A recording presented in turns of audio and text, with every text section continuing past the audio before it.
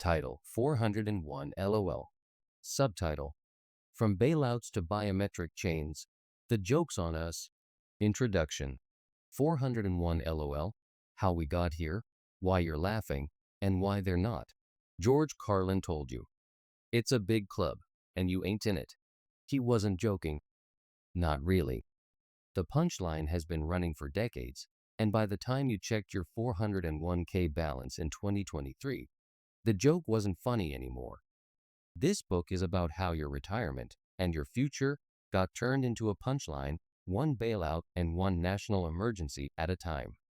It's about the moment the last real left-right unity in America, when Occupy Wall Street and the Tea Party both pointed at the same corrupt banking cartel, got surgically removed from the headlines. It's about how they replaced class war with culture war, because culture wars don't dent profit margins or threaten political donors. In 2008, Wall Street wrecked the economy. In 2009 to 2011, you noticed. Loudly. By 2012, the media told you to stop talking about bailouts and start fighting about identity. While you argued online, they ran the credit printer non-stop, inflated assets, froze wages, and told you your retirement account was recovering.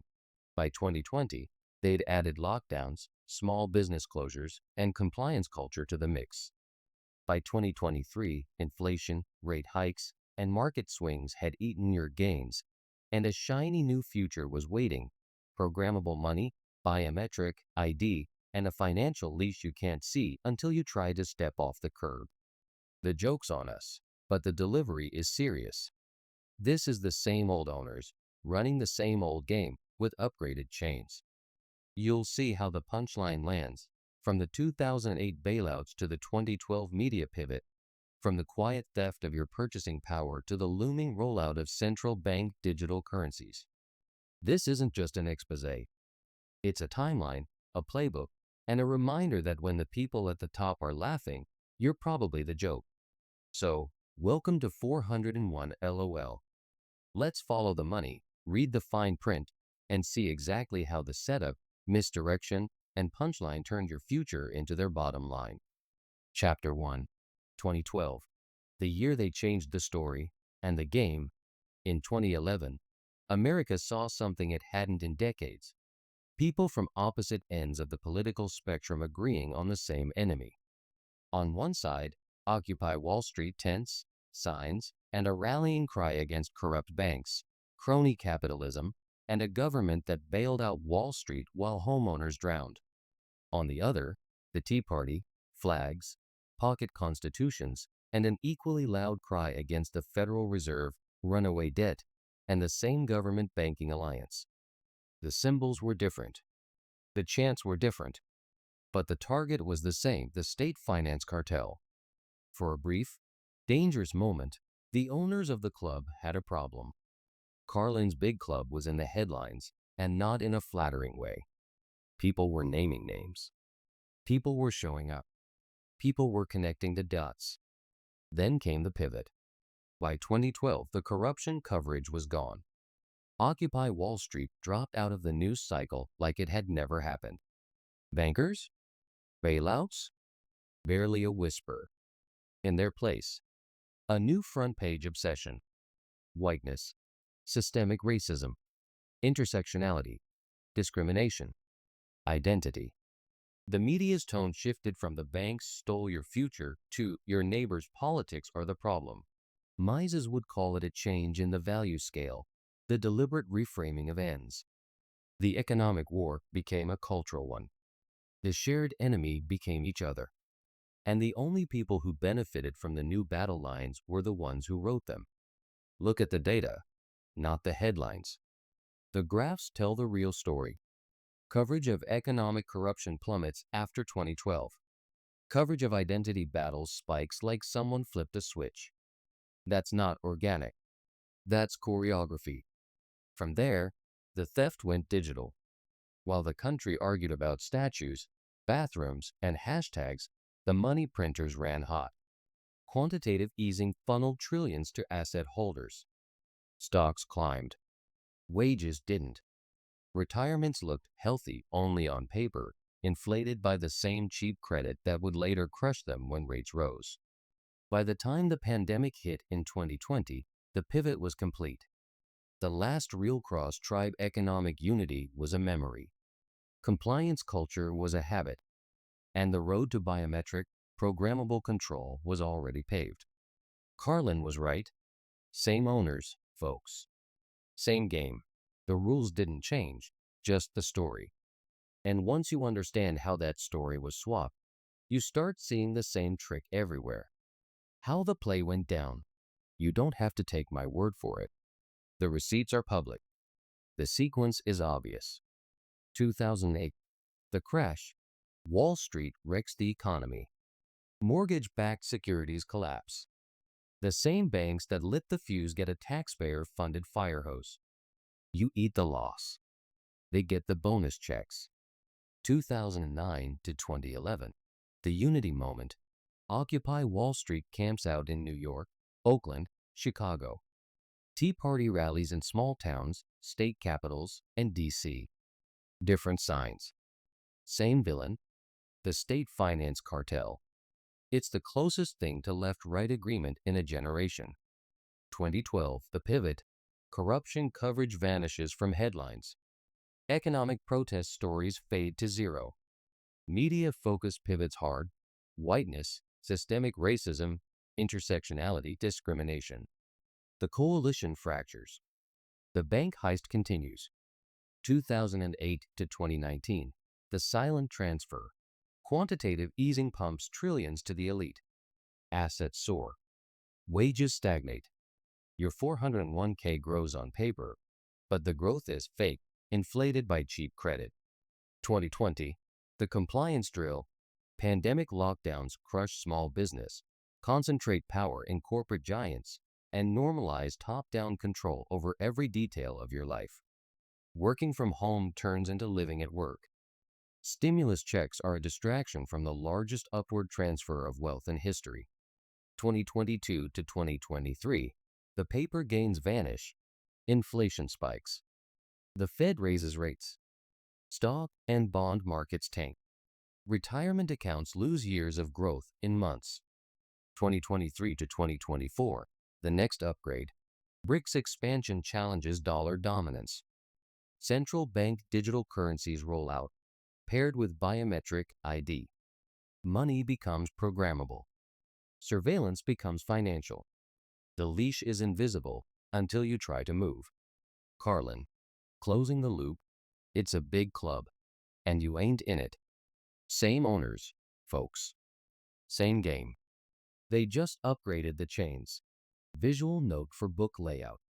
On the facing page, your media manipulation chart split into Stop Talking About versus Started Talking About, with the headline 2012, the pivot that killed class unity, and Carlin's quote in the footer. Timeline runs vertically down the text page, with each year in bold and a short, staccato description like above. Chapter 2. Flood the Zone. How to erase a threat without firing a shot. When you control the story, you don't have to change the facts, you just decide which ones anyone sees. The 2012 pivot wasn't magic. It was a textbook application of media power. Remove the dangerous narrative, flood the zone with a safe one, and make sure anyone who questions it looks suspect. George Carlin called it years before. They own the media. They own the politicians. They own you. The only update since Carlin's time is that they own your feed, your notifications, and the algorithm that decides what you see before you're even aware you're looking. Step 1. The memory hole. Agenda setting 101. Stop talking about the thing you want people to forget. Occupy Wall Street disappears from nightly news after early 2012. Bankers and bailouts coverage collapses despite ongoing trials, scandals, and record bonuses. Economic corruption rebranded as complex financial issues and buried in business sections no one reads. When the topic disappears from the feed, it disappears from the mind. Outrage can't survive without oxygen. Step 2. The flood. The vacuum isn't left empty. It's filled. And the fill has to be sticky, emotionally charged, morally framed, and endless. From 2013 onward, coverage of identity-based issues spikes. Whiteness, systemic racism, intersectionality, white supremacy, discrimination. These aren't new concepts. They were selectively amplified to dominate the conversation. It's not a conspiracy theory. It's Nielsen ratings and keyword tracking. Controversy drives engagement, and engagement keeps you scrolling while the real heist happens off-screen. Step 3. The moral trap. Once the new narrative is dominant, refusing to play is dangerous. If you question the identity framing, you risk being painted as hostile to the cause.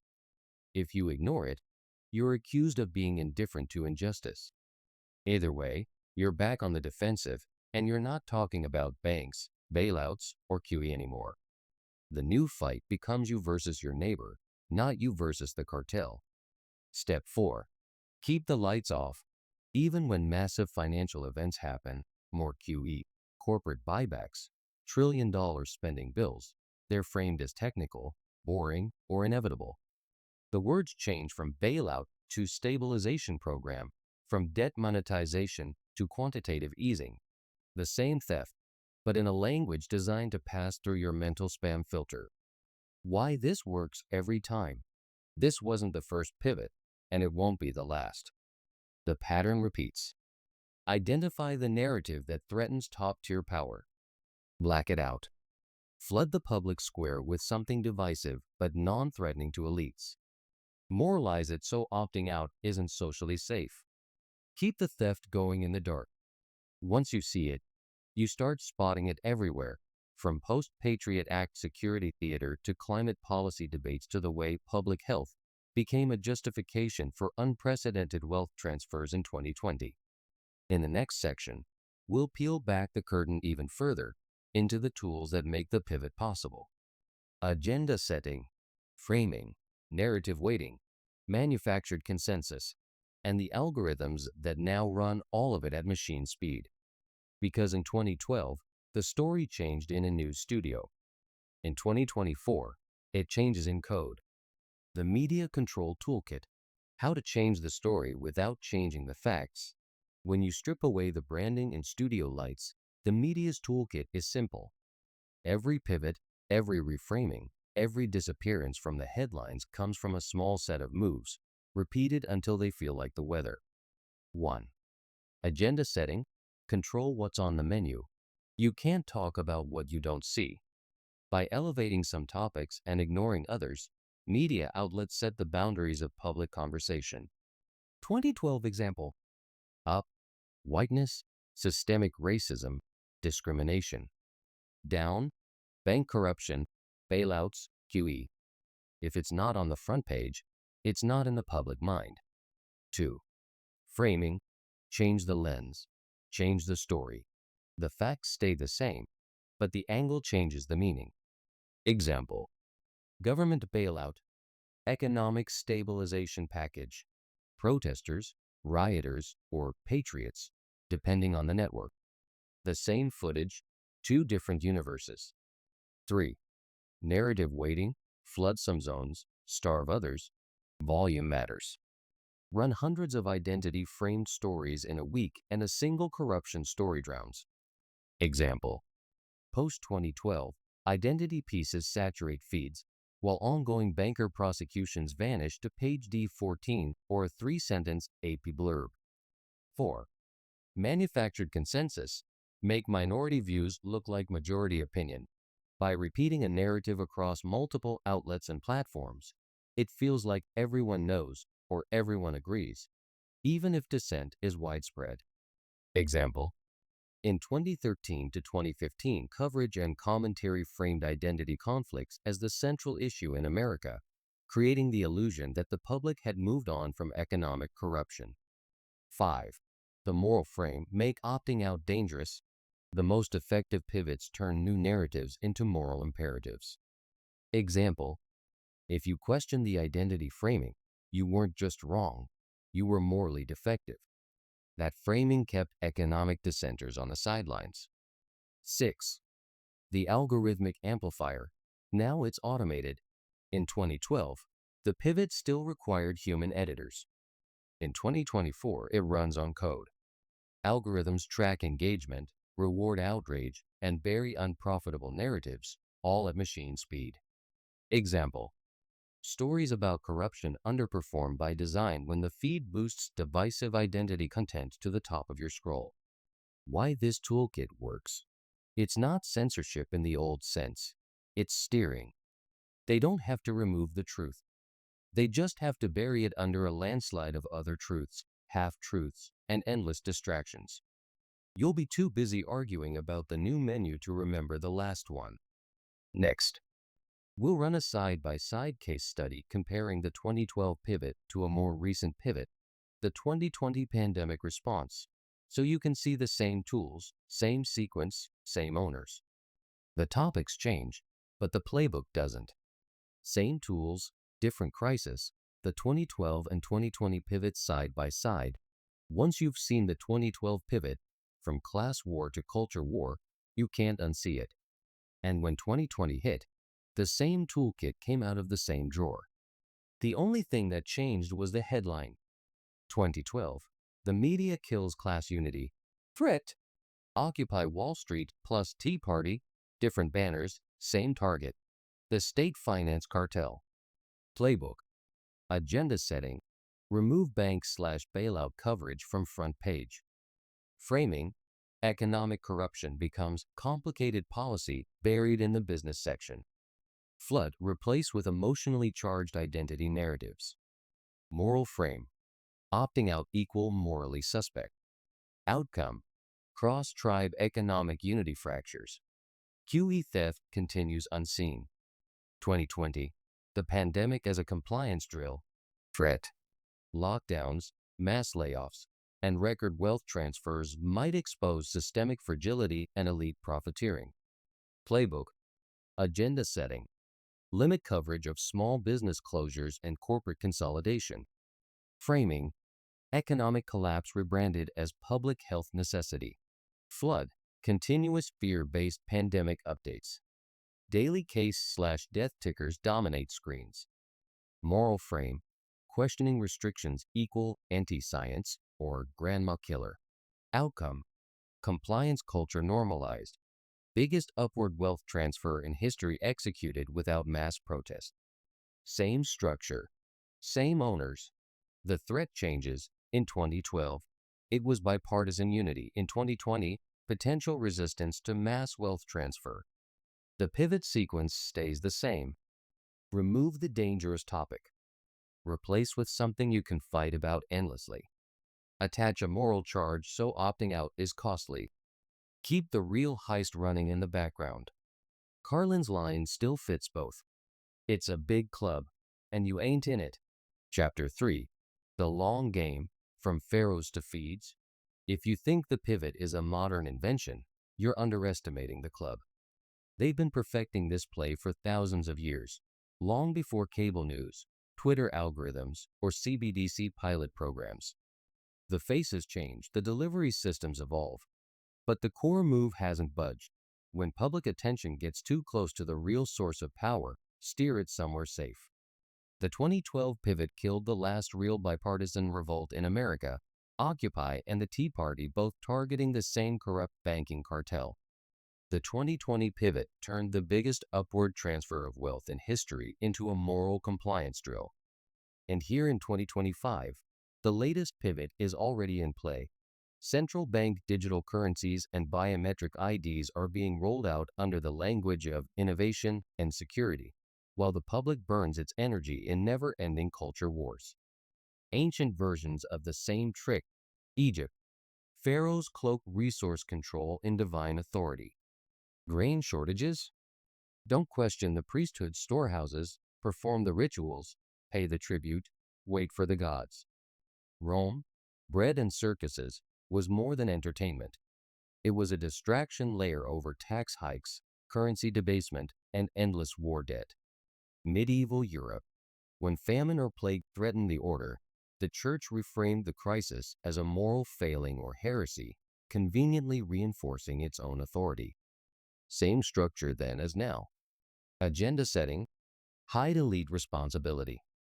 Framing, shift blame to fate, enemies, or the people themselves.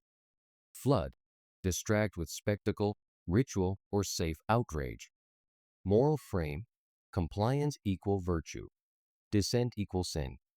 When finance learned the pivot, by the Renaissance, pivots had a new partner, global banking. Monarchs drowning in war debt reframed it as patriotic duty and issued bonds to the public. Early central banks cast market crashes as natural cycles and rescues as acts of benevolence, even when they funneled wealth straight to insiders. Why we're talking about this in 2025? Because the same mechanics are running right now, only faster, with more data, and with programmable money waiting at the finish line. The pivot is no longer just a way to survive a crisis. It's the backbone of a system that can preempt dissent before you even know you're part of it. Next, we'll run the Into the Rabbit Hole timeline, from the first empires to the present, mapping each major pivot with the same toolkit we used for 2012 and 2020. By the time we hit 2025, you'll see this moment for what it is. The latest chapter in a very old game. The Rabbit Hole timeline. Same playbook, different eras. From stone temples to server farms, the pivot strategy has been running the show. The names change, the tech changes, the symbols change, but the owners always keep the same tools in the same order. 3000 BCE Egypt, agenda setting. Pharaohs decide what can be known and said. Framing, grain shortages presented as divine judgment. Flood, rituals, festivals, and monuments dominate public life. Moral frame, obedience to priestly orders equal virtue. Questioning them equals sacrilege. 100 BCE Rome, agenda setting. Senate hides currency debasement and debt crises. Framing, wars cast as defensive or civilizing. Flood, bread and circuses to keep unrest busy and distracted. Moral frame, loyalty to the state equal moral duty, dissent equal treason. 1200 to 1500 CE medieval Europe, agenda setting. Church determines which crises are discussed. Framing, famines/plagues reframed as divine punishment or witchcraft. Flood, holy days, pilgrimages, and pageantry occupy attention. Moral frame, compliance equals salvation. Dissent equal heresy. 1600 to 1800 CE arise of banking, agenda setting. Monarchs hide insolvency by issuing public bonds. Framing, debt pitched as patriotic investment. Flood, colonial adventures and national rivalries keep the public invested elsewhere. Moral frame, supporting the state financially equal virtue. Refusal equal betrayal. 1913 to 1945 central banking and war, agenda setting. Federal Reserve created. Control over money centralized. Framing, wars framed as moral crusades, not resource grabs. Flood, national propaganda campaigns, rationing, war bonds. Moral frame, sacrifice equal patriotism. Dissent equal aiding the enemy. 2008, the crash. Agenda setting, bailouts framed as stabilization. Framing, public anger minimized as misunderstanding of complex finance. Flood, celebrity scandal cycles dominate headlines.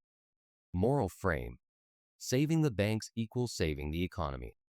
2012, the pivot. Agenda setting, corruption coverage vanishes. Framing, economic injustice replaced with identity battles.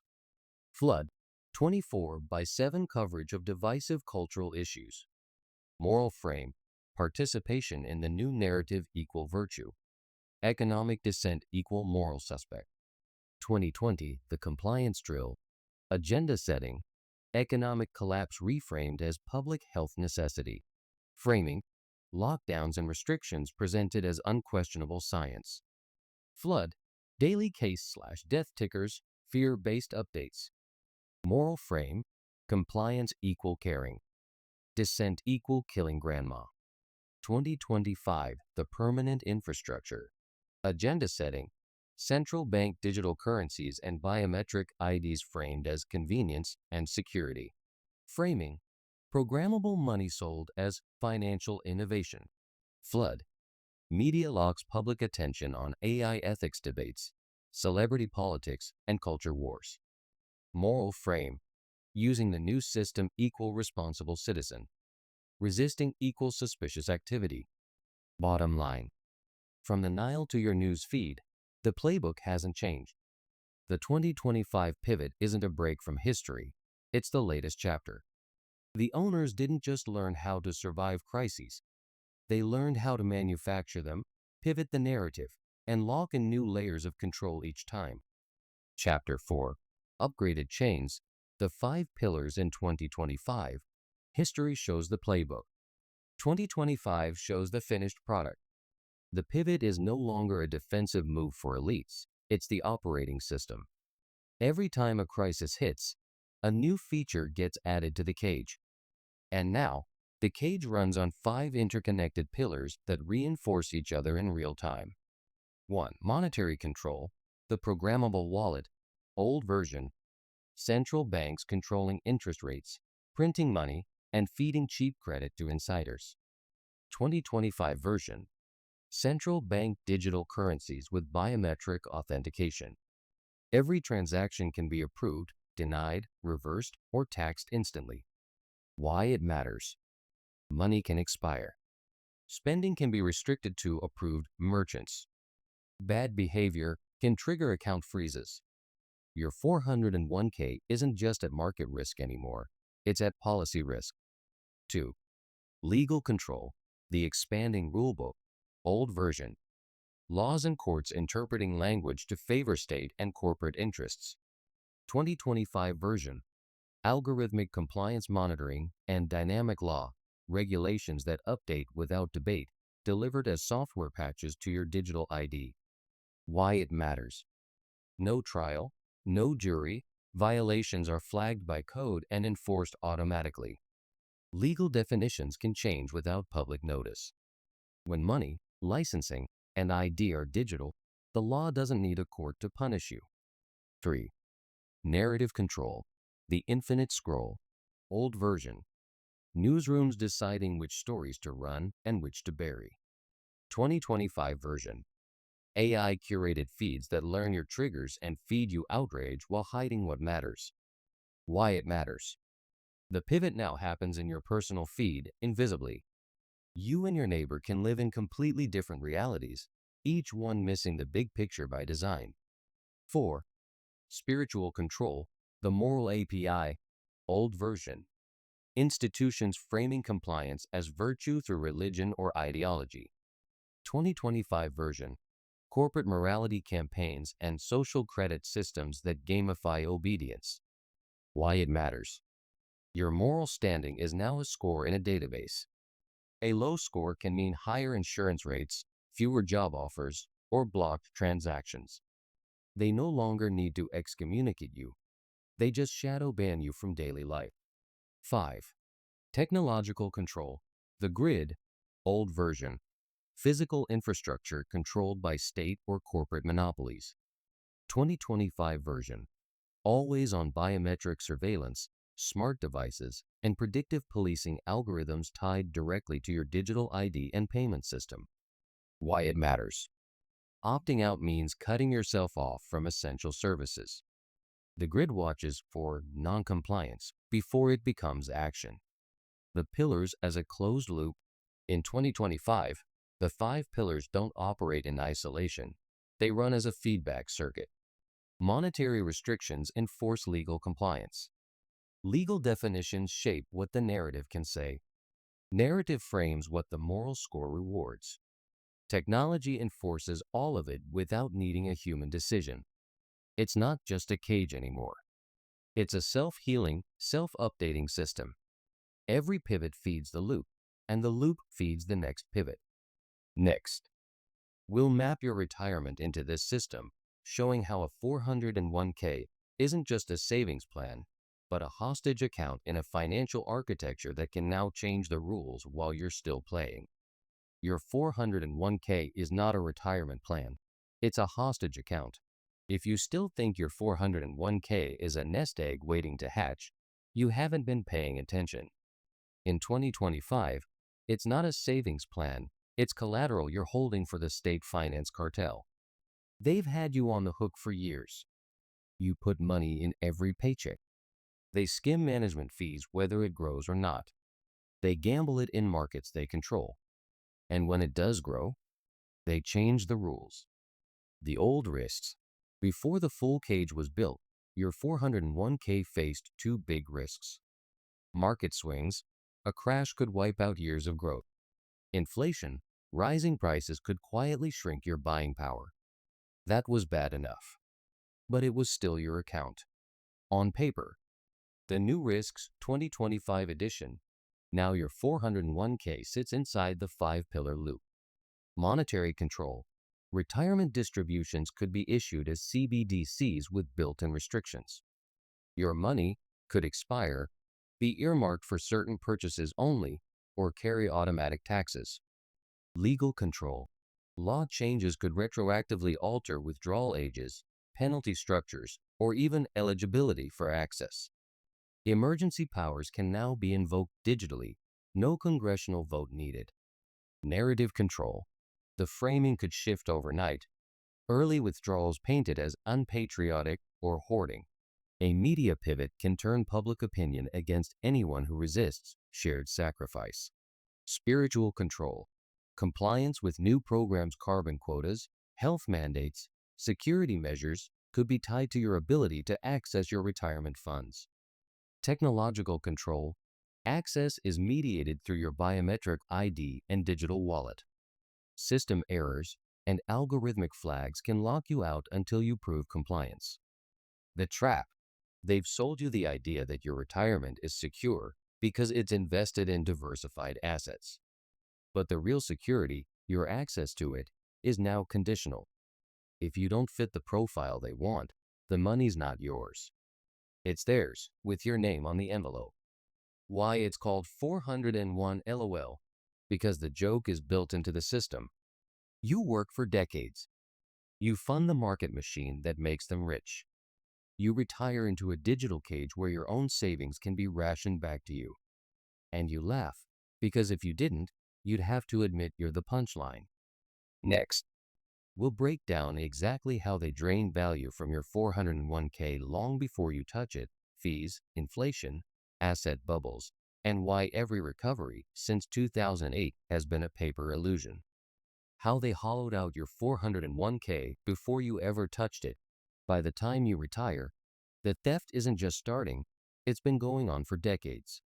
Every time you saw your balance climb, they were already skimming value off the top, baking in losses, and inflating away your purchasing power. 1. The fee funnel. Management fees. Even the low-cost index funds take their cut every year, no matter what the market does. Hidden costs. Trading fees, fund turnover costs, and administrative charges you never see in bold print. Effect over time.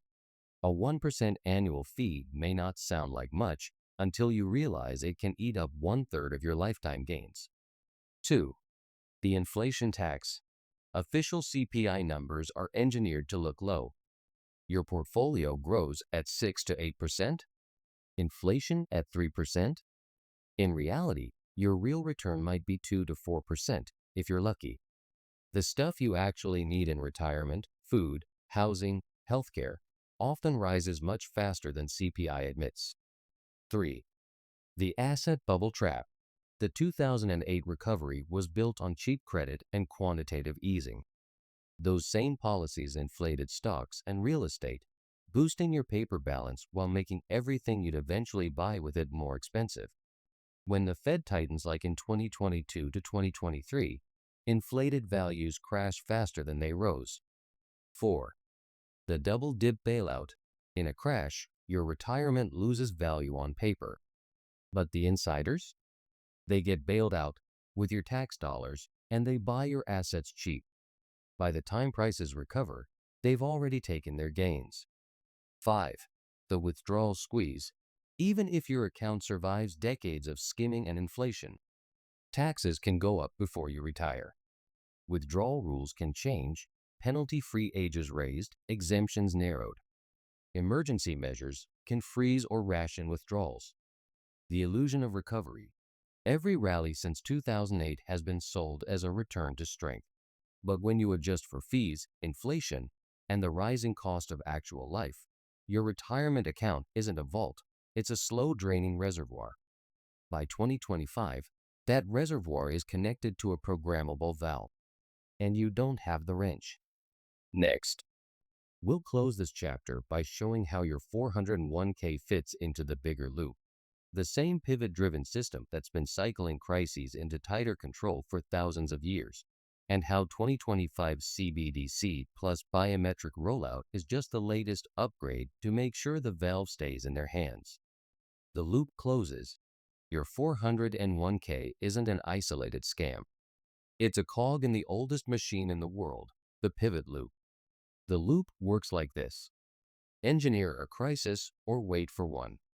Pivot the narrative to keep the public's focus anywhere but the power structure. Use the crisis to tighten control, laws, money systems, surveillance.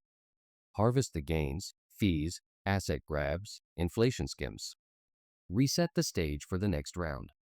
Your retirement is just one pool in a much bigger system.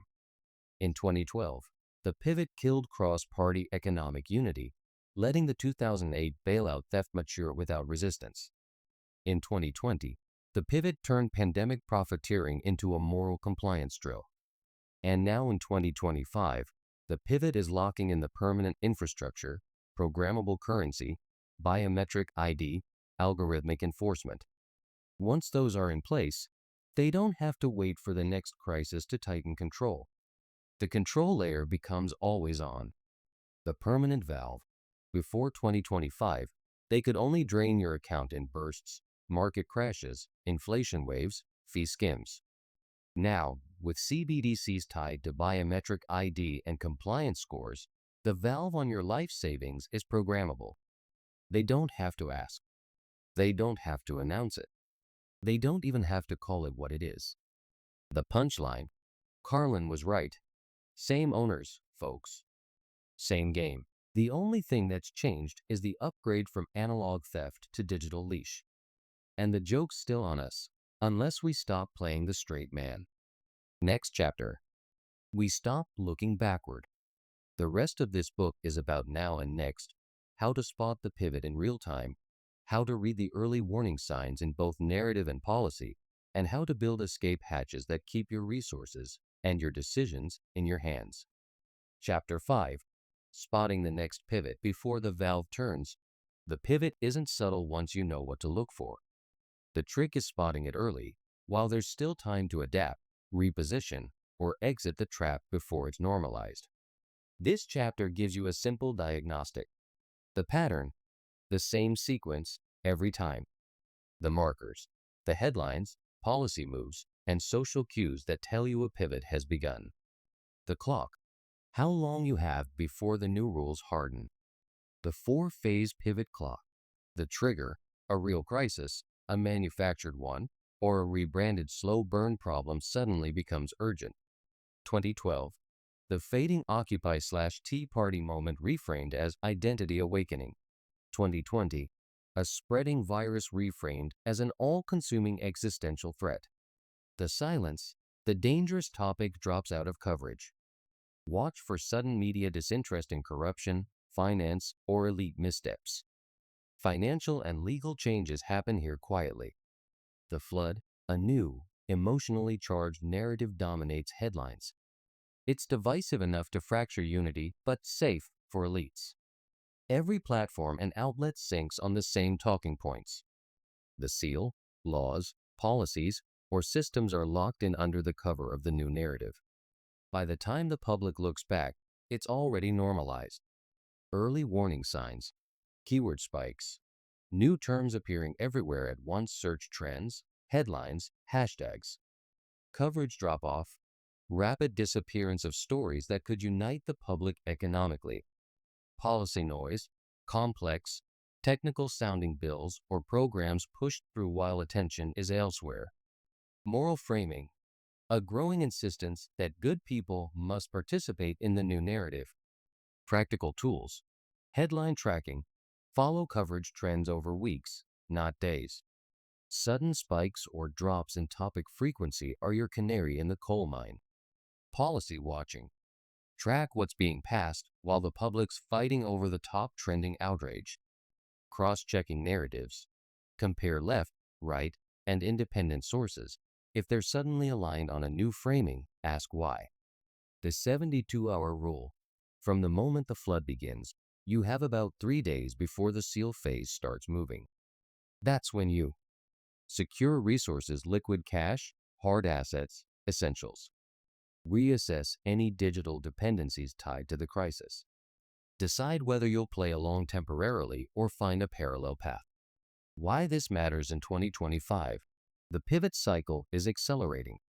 With CBDCs, biometric ID, and algorithmic narrative control in place, a seal phase can be rolled out in weeks, not years. If you can't spot it early, you won't have time to move before the valve closes. Next chapter, we'll cover the Pivot Survival Kit, the financial, digital, and informational moves you can make now so you're not scrambling in the middle of the next narrative flood.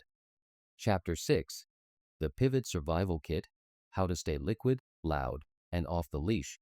You can't stop the pivot, but you can step out of its blast radius. The goal isn't to win the news cycle, it's to protect your resources, your mobility, and your decision-making before the new rules calcify. 1. Financial moves. Stay liquid in multiple forms. Cash. Small reserves for emergencies that don't require digital approval. Hard assets, gold, silver, or other tangible stores of value outside the banking system. Decentralized digital. Cryptocurrency or tokenized assets you can move without permission. Diversify custody. Don't keep all assets in one institution or account type. Understand which accounts can be frozen by regulation or policy, including your retirement. Pre-approve exits. Arrange credit lines or asset liquidation paths before a crisis. Don't assume you can move money during the flood phase. CBDCs or policy freezes can lock it instantly. 2. Digital moves. Control your access points. Keep a device that's not tied to your biometric ID. Maintain secure, offline backups of essential files, IDs, and contact lists. Bypass choke points. Use privacy tools, encrypted messaging, VPNs, and decentralized platforms. Keep at least one non-cloud way to store and share information.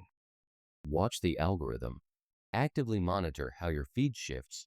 New suggested content can signal a narrative pivot before it hits headlines. 3. Informational moves. Track the pivot clock. Keep an eye on sudden drops in coverage of systemic corruption. Note simultaneous keyword surges across multiple outlets. Cross-source everything. Compare left, right, and international coverage to see where the consensus suddenly aligns. Independent media is vital, but diversify to avoid single-source blind spots. Archive early. Save key documents, articles, and evidence before they vanish or get reframed. 4. Social moves. Build parallel networks. Maintain contacts who can exchange goods, skills, and information outside official channels. In-person trust beats digital followers when systems lock down. Preset rally points. Physical meeting spots and offline comms in case of digital blackout. Agree on triggers for action before the crisis, not during it. 5. Mental moves. Decouple your mood from the feed. The flood phase runs on outrage and fear. Your best moves require calm, not reaction. Recognize moral framing for what it is. When good person status becomes conditional on compliance, you're in the seal phase. Don't waste time debating trolls. Use the energy to secure your position. The pivot play in reverse. Your real power is in not giving the pivot what it wants, your attention, your consent, and your dependency. Every crisis is a test, not of loyalty, but of preparation. Next chapter, we'll take this further into parallel tracks, how to start building systems now financial, informational, and community that run alongside the official grid, so each new pivot hits you softer until it barely touches you at all. Chapter 7. Parallel Tracks. Living in the system without being owned by it. The goal isn't to run to the woods and disappear. The goal is to build a second set of rails, financial, informational, and social, that run alongside the official grid. So when the next pivot comes, you can step off their track without derailing your life. 1. Financial parallel. Dual currency mindset. Keep some resources in the official system for convenience. Keep others in forms that operate independently, metals, decentralized digital assets, barterable goods. Community capital. Participate in local lending circles, cooperatives, or skill swaps. Build networks that can provide value without touching a bank or CBDC. Exit-ready assets. Own things you can take with you, tools, portable stores of value, intellectual property, mobile income streams. 2. Informational parallel. Independent comms. Maintain channels outside mainstream platforms, encrypted messaging, mesh networks, shortwave radio. Know how to pass information without relying on corporate servers. Archive culture. Store key documents, media, and historical records offline. Don't trust the cloud to keep anything the pivot might want erased. Parallel media diet. Follow a mix of independent, local, and global outlets. Learn to verify and synthesize instead of trusting single narratives. 3. Social parallel. Trusted circles. Invest time in face-to-face relationships. The more value you exchange offline, the less leverage the system has over you digitally. Skill stacks. Build capabilities that reduce dependency, food production, repair, alternative energy, basic medical care. In a pivot, the people with skills are the ones other people need, regardless of what's happening on the news. Community sovereignty. Support local infrastructure projects, water systems, microgrids, local currency experiments. The more you can do locally, the less you're vulnerable to top-down controls. 4. Psychological parallel. Stay in observer mode. When a pivot starts, you're not reacting, you're recording, analyzing, deciding. This makes you a source of stability for your network instead of another panicked voice. Control the frame. Talk about events with your own vocabulary. Don't adopt the pivot's language. Once you speak their frame, you've already lost ground. The endgame of parallel tracks. If enough people run parallel, the pivots lose power. Not because the owners stop trying, but because the public's dependency drops low enough that the new rules don't land. The system can only pivot you if you're still on its track. Next chapter. We'll bring it home with the exit blueprint, combining the survival kit and parallel tracks into a personal off-ramp plan so the reader knows exactly how to shift from being the punchline to writing their own ending.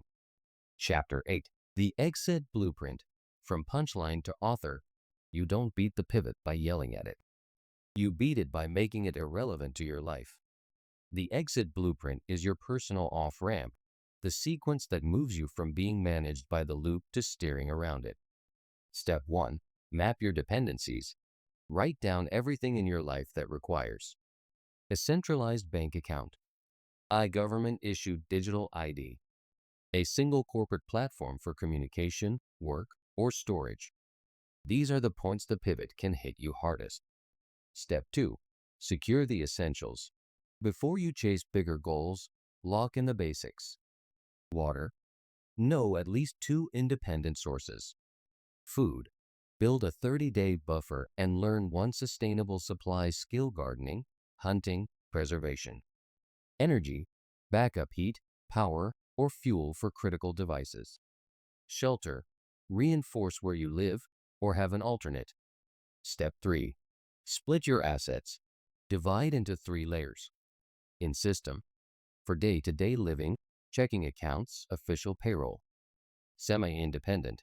Assets that still use mainstream infrastructure but are harder to seize, precious metals and personal storage, decentralized exchanges. Fully independent.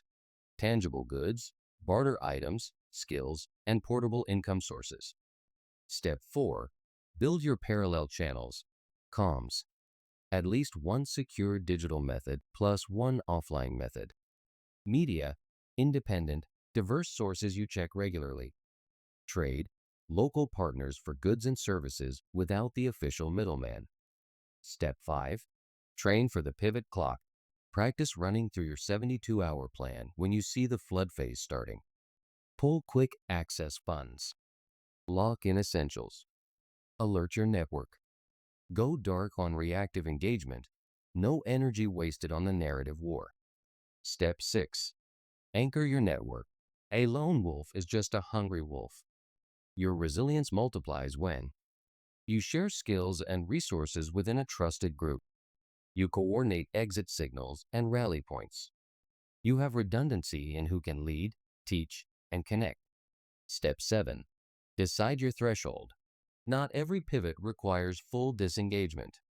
Know the line you won't cross, the mandate you won't obey, the freeze you won't tolerate. When they hit that threshold, you execute the off-ramp plan without hesitation. From subject to author, every pivot you dodge weakens the loop's hold on you. Every independent asset, skill, and connection you build writes a new ending, one they didn't script. You can't stop the club from running its game, but you can stop being the punchline. And once you're out of the joke, you're free to write your own. Final chapter. We'll close with the last laugh, tying back to the 401 LOL title, Carlin's warnings, and the idea that the real comedy is when the audience walks out before the con ends. Final chapter. The last laugh. George Carlin wasn't wrong. It's a big club, and you ain't in it. But he also wasn't finished. Because here's the part they don't want you to figure out. You don't have to be in the club to stop being their entertainment. For decades, they've been running the same joke. Set up the crisis. Pivot the story. Skim the gains. Tighten the cage. Sell you the idea that it's for your own good. Your 401k was the perfect setup. A slow burn gag where you work for decades, feed the market machine, and retire just in time for the rules to change. The punchline? Programmable money, biometric gates, and an algorithm deciding when you get your own savings back. That's funny to them. To you, it's theft with a laugh track. Why the joke only works once. The pivot thrives on surprise. It needs you to be shocked, distracted, and morally cornered before you notice the hands in your pockets. Once you see it coming, the magic's gone. You start making moves before the seal phase. You start building parallel tracks they can't reach. You start exiting the punchline. The real comedy is when the audience walks out. When you stop feeding the outrage machine. When you stop leaving all your chips on their table. When you stop letting their script tell you how the scene ends. They'll pivot again. They always do. But if you've been paying attention, you'll already be halfway out the door before they even open their mouths. Your cue. The lights are still on. The curtain's still up. You've got your script in your hands, the one you wrote. And now, when they try to make you the joke, you can deliver the line that ends the show. Not today. 401 LOL isn't just a title. It's a reminder. You can't always stop the game, but you can stop being the punchline. And when you do, the last laugh is yours.